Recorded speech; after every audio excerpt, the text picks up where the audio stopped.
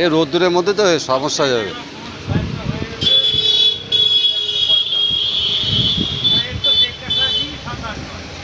আপনার বাড়ি কোথায়? ঠাকুরনগর কোন জায়গায়? তা আপনার কে হয়? আপনার বড় হয়? তা আপনার স্বামী হয়? তা আপনার সঙ্গে কেউ আসেনি? তা আপনি কি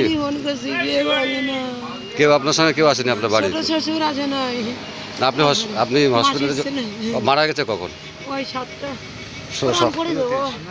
সকাল 7টা না রাত্রি 7টা? এই সকাল 7টা 87।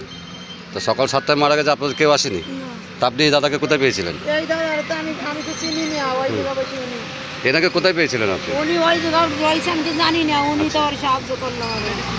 ইনি আপনাকে সাহায্য করলো? হ্যালো, এই দাদা দেখছেন এনার বাড়ি আছে।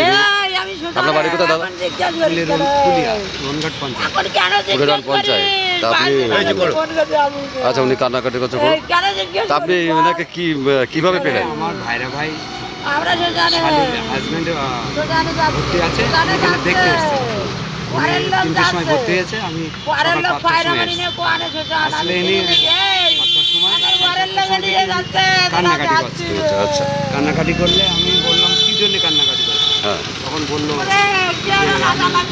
আমার স্বামী মারা গেছে, কিন্তু কোনো আত্মীয় স্বজন কেউ আসছে না, আমি কী করে দাওয়া করবো? তখন আমি বললাম ঠিক আছে,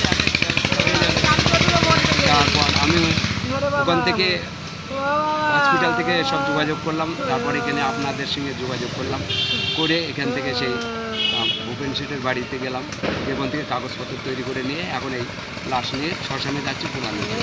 এখনও পর্যন্ত ওদের বাড়ির কোনো আত্মীয় স্বজন কেউ কারোর সঙ্গে কোনো যোগাযোগ হয়নি না, আপনার? যোগাযোগ হয়নি বা আসেনি। ধন্যবাদ জানাই আমার আপনাকে। নাম জহিরুল ইসলাম বিশ্বাস। আপনি চাকরি বাকরি করেন? আমি হেলাঞ্চা কলেজে টাইকন্ডো ক্যারাটে বিভাগে শিক্ষক, আর আমি হেলাঞ্চা মাঠে টাইকন্ডো শেখাই, ক্যারাটে শেখাই। এইভাবেই আমি এসেছি। এখন এসেছিলাম মহিলার। যাই হোক, আমরা ধন্যবাদ জানাই। আমাদের ভারতবর্ষে এরকম লোক এখনো আছে। আমি এটা করলাম আমার স্বার্থে না, আমি দেখছি এই মানুষটা এইভাবে বিপদে রয়েছে, জাস্ট ওনাকে হেল্প না করেছেন, খুব ভালো হয়েছে। আমরা চাই তো এই ভারতবর্ষে, আমরা এই যে ভারতবর্ষে আমরা বাস করছি, যে ভারতবর্ষে আমাদের স্বাধীনতা দিয়েছে মানুষ, তা চাই এরকম লোকেরও আমরা চাই।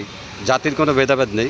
না, আমি মুসলিম। ইনি দাদা হচ্ছে মুসলিম, আর ইনি দেখছেন আমাদের জাতি আর কি। তা জাতের ভেদাভেদ করতে হবে না।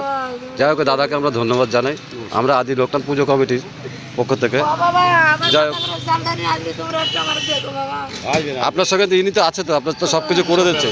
আপনার তো বাড়ির তো কেউ আসেনি এখানে?